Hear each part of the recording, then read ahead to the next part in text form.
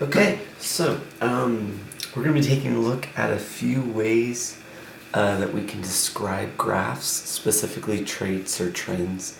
These are words that you've probably been using before, but we just want to make sure that we're using the formal words, and I'm going to keep it pretty short and sweet. The first, which is the one that I know you definitely were using last year, we can distinguish between whether a graph is increasing,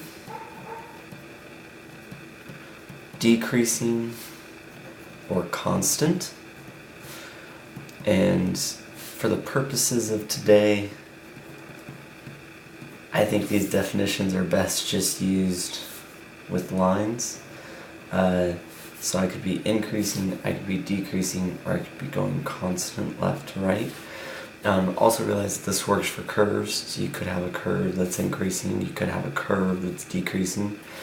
And the key is we use this to describe a graph moving from left to right, okay? So as left to right, I'm either going up, increasing, I'm going down, decreasing, or I'm staying the same. And realize that we could have a lot of graphs that have more than one trait. For example, suppose I come over here and draw something that looks like this. Right? On this graph, we would say that I am increasing, then I am decreasing, and then I am increasing again. So don't think that a graph only has one of these choices. It might be multiple of them at the same time.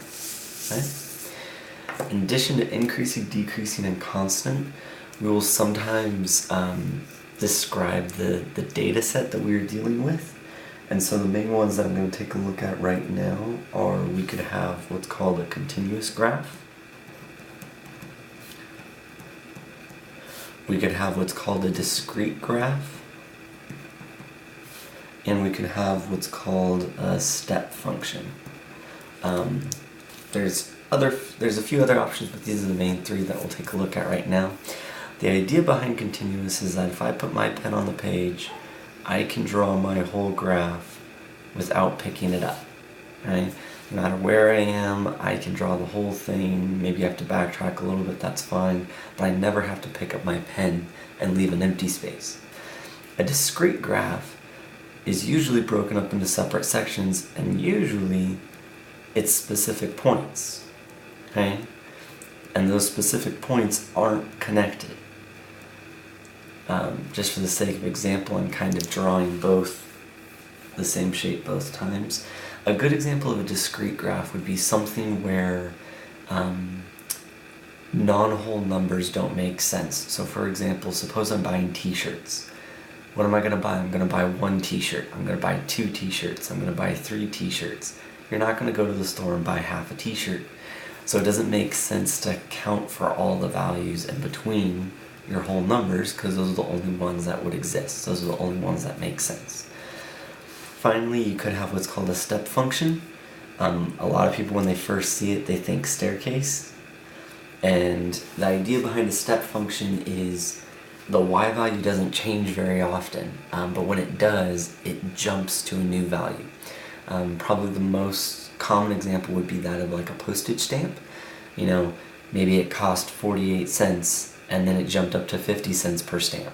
You know, there was no 48.5, there was no 49, so it makes that jump. And sometimes, you know, maybe it cost 48 cents for 6 months, and then the next step is only for a month. You know, it might vary time on the x-axis, or something along those lines.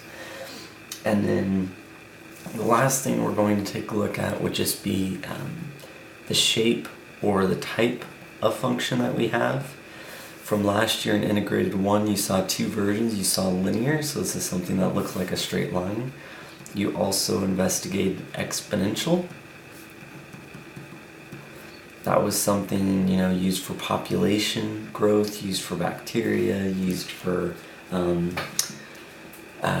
accounts in terms of investment purposes. And then we also last year just had an other category for everything else.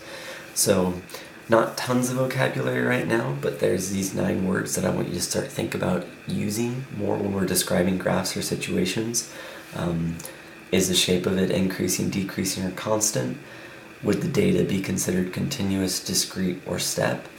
And are we looking at a linear, exponential, or something else? I'll tell you up front, later this year we'll be adding quadratic to this list, as well as a few other function types, and in a graded 3 you're going to see even more.